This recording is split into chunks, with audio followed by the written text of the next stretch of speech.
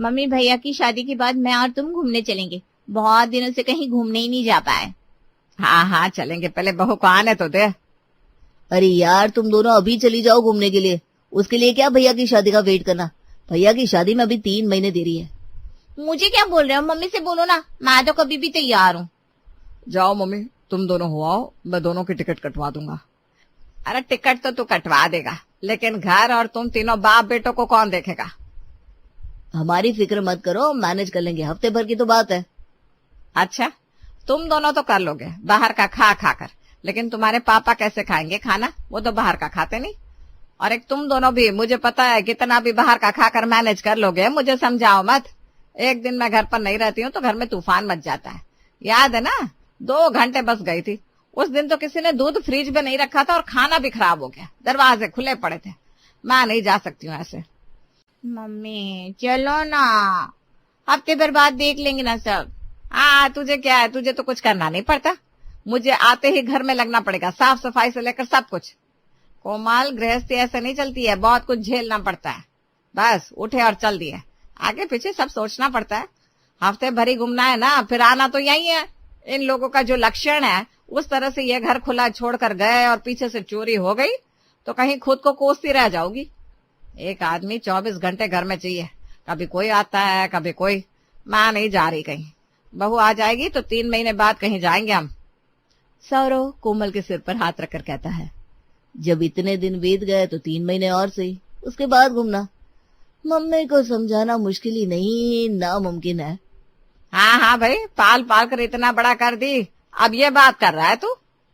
दिन बीतने लगते हैं और शादी की तैयारी जोरों शोरों से करती है कोमल और मीना। मम्मी मेरे लिए तो ये दोहरी खुशी का फंक्शन है। एक तो मेरे भाई की शादी और दूसरी शादी के बाद हमें घूमने का लाइसेंस मिल जाएगा। मीना अपने माथे पर हाथ रखकर जोर जोर से हंसने लगती है। पागल है ये लड़की। शादी के 10 दिन पहले बहू की यहाँ चूड़ा भेजने की रस्म होती है। मीना कोमल और सौरभ से कहती है, तुम दोनों को आज ज्योति के घर जाना है, चूड़ा देना है। मैंने सारी तैयारी कर दी है। कोमल, तुझे ही ज्योति को अपने हाथों से चूड़ा पहनाना है। ठीक है मम्मी, मुझे सब पता है, तुम ना टेंशन मत लो। तुम्हें लगता है कि मैं अभी तक छोटी हूँ, लेकिन तुम्हारी बेटी अब बड़ी हो गई है। अरे ठीक है, चल बता क्या क्या करना है। सबसे पहले जाकर भाभी को ये साड़ी और ज्वेलरी दे दूंगी, वो इन्हें पहनकर तैयार हो जाएगी। फिर उनके हाथ में मेहंदी लगाकर ये चूड़ा पहना दूंगी। ठीक है ना मैंने? ठीक है, जाओ तुम दोनों, और वहां से कुछ भी लेकर मत आना, चाहे कितना भी कुछ दे ज्योति की माँ। अच्छा नहीं लगता है, उनकी परिस्थिति उतनी अच्छी नहीं है। हाँ मम्मी। सौरव और कोमल ज्योति के घर पहुंच जाते हैं और देखते हैं ज्योति उन्हें देखकर भी अपने में ही बिजी है। भाभी अपने में ही लगी है, आकर ना हाय बोला ना हेलो, कुछ भी नहीं। वही तो मैं देख रही हूँ। मम्मी मुझे कहती है मुझे कुछ नहीं आता, मैं कम से कम मेहमानों का ध्यान रखना तो जानती हूँ। इतने में ज्योति आकर कहती है, ओह सॉरी दीदी, मैं थोड़ा बिजी थी। वो एक्चुअली मेरी एक सहेली का कॉल आ गया था, उसके पापा भर्ती है ना, तो मैं उसी के पैसों का जुगाड़ करवाने में लगी थी। कोई नहीं भाभी, लो ये साड़ी पहनकर रेडी हो जाओ। अच्छा ठीक है। तभी भागते हुए पड़ोस की एक औरत आती है और कहती है, ज्योति, तेरे पिंकी ताई गिर गई है रसोई में। क्या? उन्हें तो अभी यहाँ होना चाहिए था, मैं लेकर आती हूँ उन्हें यहाँ। ज्योति भागकर पिंकी के यहाँ जाती है और उसे जैसे तैसे लेकर अपने घर आ जाती है। ज्योति तो तैयार हो जा। हाँ बस जा रही हूँ। ज्योति तैयार होने जाती है। उधर ज्योति की माँ सौरव और कोमल को चाय नाश्ता करवाती है। कोमल अपना दिमाग चलाते हुए पिंकी से कहती है, आपके बारे में तो हमें पता ही नहीं है। भाभी ने कहा था उनके पापा के कोई भाई नहीं है। बेटा मैं यहाँ बगल में रहती हूँ, मेरी कोई औलाद नहीं है तो पिंकी को अपनी बेटी मानती हूँ। ओह अच्छा, आस पड़ोस की मदद तो करनी चाहिए। ज्योति को चूड़ा पहनाकर कोमल और सौरभ वहां से चले जाते हैं और घर आकर कोमल मीना को सारी बात बताती है। मम्मी, भाभी को लगता है लोगों से बहुत ज्यादा मतलब है, वो तो दूसरे में लगी रहती है।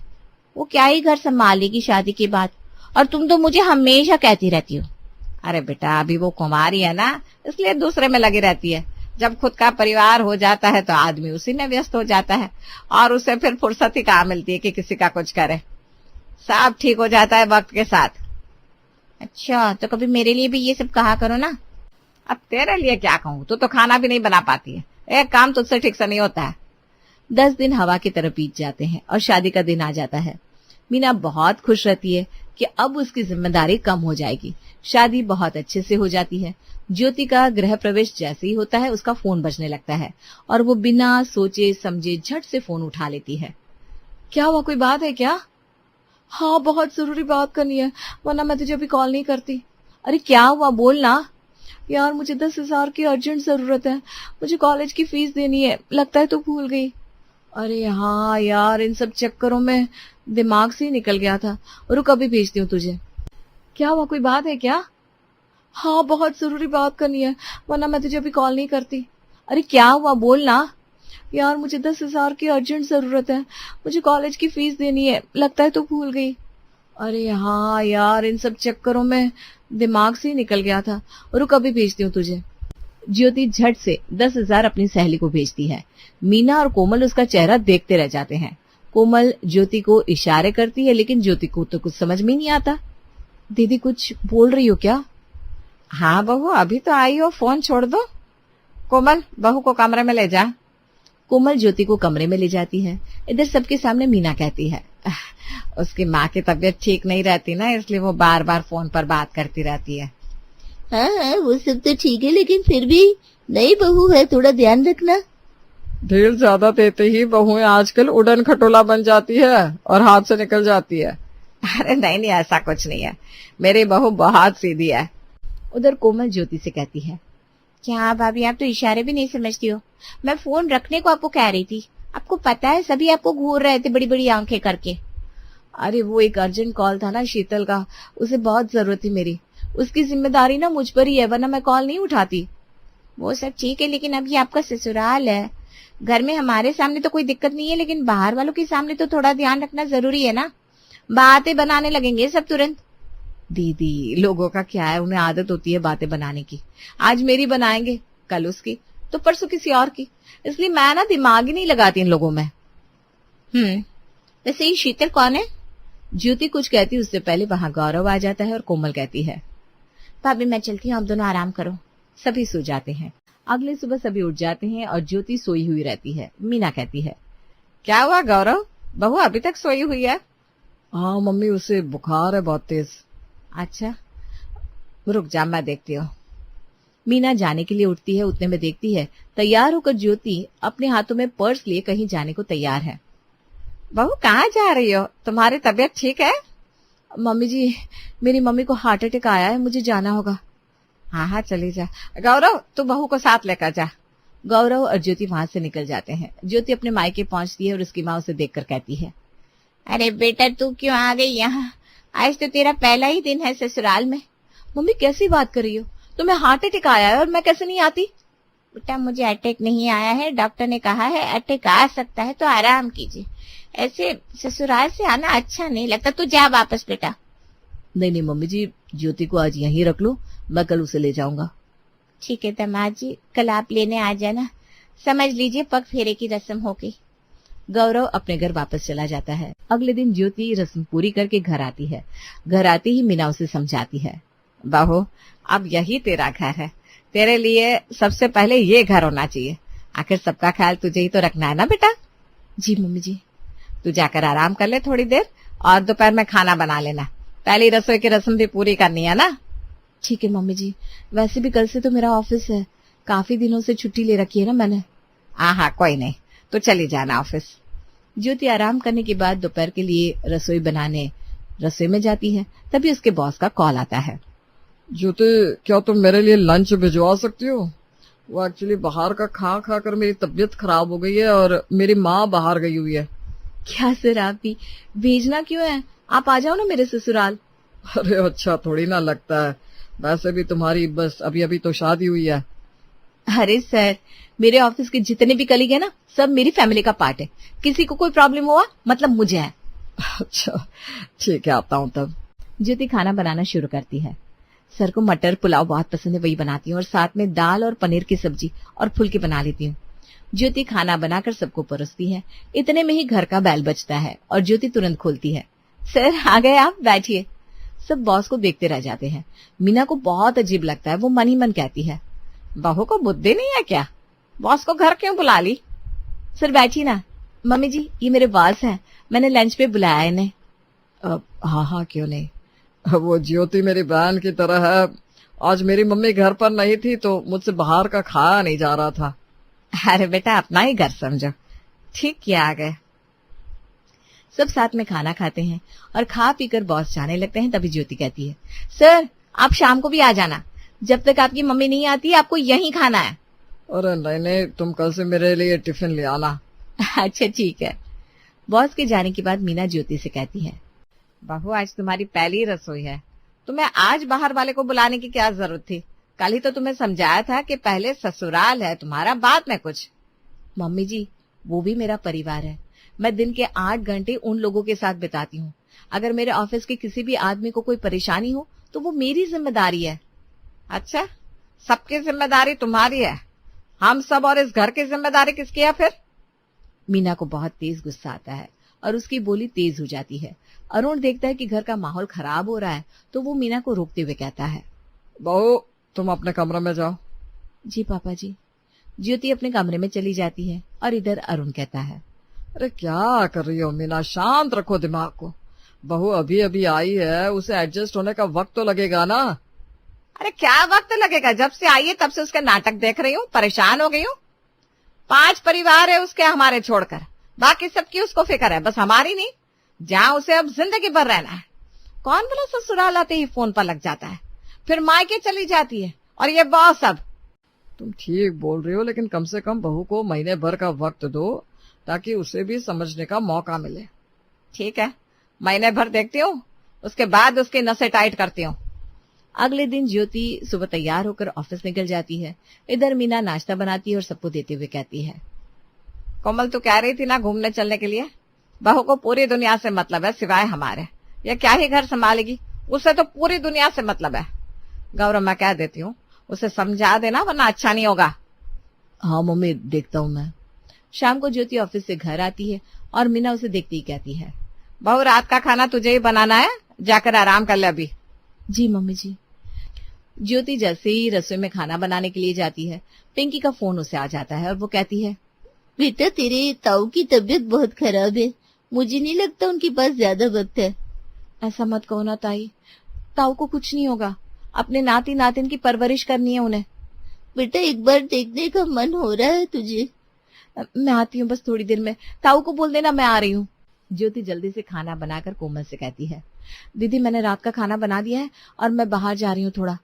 इतना कहकर ज्योति सीधा घर से बाहर निकल जाती है और रात का खाना कोमल परोसती है। मीना उससे पूछती है, अरे कोमल तू क्यों खाना डाल रही है, तेरी भाभी कहाँ है?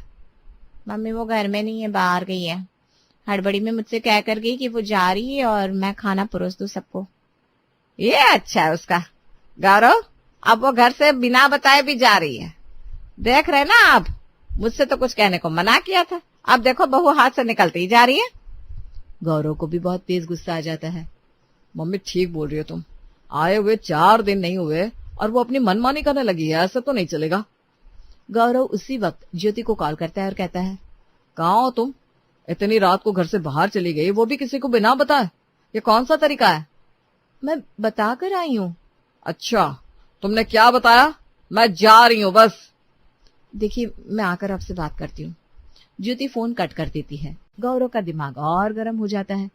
खाना खा ले बेटा, उसके कारण खुद को नुकसान क्यों पहुंचा रहा है, आएगी तब उससे बात करना। आज तो बात करनी ही पड़ेगी माँ, चाहे जैसे भी हो। सब खाना खाकर सोने चले जाते हैं। गौरव ज्योति का इंतजार करते हुए हॉल में बैठा रहता है। ज्योति 12 बजे घर आती है। उसके आते ही गौरव उस पर बरस पड़ता है और चिल्लाने की आवाज से सब उठ जाते हैं। अभी भी क्यों आई? क्या जरूरत थी आने की, सीधा कल आती। कैसी बात कर रहे हैं आप? तुम बिना बताए चल देती हो, जहाँ गई थी तो वहीं रहो ना। मैं पिंकी ताई के यहाँ गई थी, ताऊ जी की तबीयत ठीक नहीं थी। पूरी दुनिया का ठेका तुमने ले रखा है। माँ यहाँ घर के काम कर रही है और तुम्हें ड्रामे करने। मैं कह देता हूँ ये सब बंद कर दो, वरना अगली बार सीधा अपने घर चली जाना और वही 5 परिवार संभालते रहना। ज्योति की आंखें भर आती है और वो बिना कुछ कहे वहां से चली जाती है। शादी के बाद क्या सारे रिश्ते खत्म हो जाते हैं? किसी भी रिश्ते का कोई मायना नहीं रहता क्या? दिन इसी तरह बीतने लगते हैं। गौरव और मीना कोशिश करते हैं कि वो कुछ ना कहे, लेकिन ज्योति कहाँ अपनी हरकतों से बाज आने वाली थी। दोनों की शादी को 1 महीना हो जाता है और कोमल इस दिन को सेलिब्रेट करना चाहती है। मम्मी, रात में भैया और भाभी को 12 बजे हम सरप्राइज देंगे और अगले दिन घूमने के लिए उन्हें भेज देंगे, क्या कहती हो? हाँ सही है, थोड़ा पर्सनल वक्त भी तो होना चाहिए। कोमल और मीना दोनों कमरे को सजाते हैं और कमरा बंद कर देते हैं। फिर शाम को जैसे ही ज्योति और गौरव अपने अपने काम से आते हैं, कोमल उसे अपने कमरे में भेज देती है। भैया भाभी आपके कमरे में कुछ काम करवा रहे हैं, आप दोनों मेरे कमरे में आराम कर लो ना। ठीक है। गौरव थका हुआ सो जाता है। उधर ज्योति की सहेली शीतल का उसे कॉल आता है। ज्योति यार, थैंक यू मेरे लिए इतना सब करने के लिए। मुझे जॉब मिल गई, वो भी तेरे कारण। अरे वाह, मैं बहुत खुश हूँ तेरे लिए। सिर्फ खुश नहीं, तुझे अब भी आना होगा स्टेशन। मैं आई हूँ और तेरा वेट कर रही हूँ। अरे नहीं नहीं यार, मैं अभी नहीं आ सकती, मैं भी ससुराल में हूँ। वो सब मुझे नहीं पता, तुझे आना पड़ेगा, तुझे मेरी कसम। पता नहीं यार फिर कब मिलना होगा। तू नहीं आई तो देख लेना। अच्छा ठीक है, आती हूँ। ज्योति चुपचाप बिना किसी को बताए निकल जाती है। इधर कोमल और मीना उसे ढूंढने लगते हैं और जब वो नहीं मिलती तब वो दोनों समझ जाती हैं। मम्मी, भाभी घर पर नहीं है, फिर गई होगी कहीं किसी अपने परिवार से मिलने। मेरी बहू के तो 5 परिवार है, इस लड़की को कभी समझ में नहीं आएगा। आज उसकी एनिवर्सरी है 1 मंथ की, तो ये नहीं कि अपने पति और परिवार के साथ रहे। पता नहीं भैया क्या करेंगे। इधर जैसे गौरव को पता चलता है, उसका पारा 7वें आसमान पर चला जाता है और वो गुस्से में अपने कमरे में जाता है और कमरा सजा हुआ देखकर कहता है, मेरे घर वालों ने उसके लिए इतना सब किया और वो महारानी पता नहीं अब किस परिवार को देखने में लगी है। गौरव ज्योति को फोन करता है और ज्योति गौरव का फोन देखकर डर से उठाती नहीं और फोन भी नहीं उठा रही। मम्मी अब बस हो गया, मुझसे नहीं होगा और बर्दाश्त। मैं उसे तलाक दे दूंगा। जिस लड़की को मेरे और मेरे परिवार के अलावा बाकी सबकी फिक्र है, तो वो वहीं रहे। क्या जरूरत है उसे यहाँ रहने की? बेटा तुझे जो ठीक लगता है वो कर, मैं कुछ नहीं बोलने वाली अब। गौरव ज्योति को मैसेज कर देता है कि अब वो घर वापस ना आए और उसे अगले दिन तलाक के पेपर भेज देता है।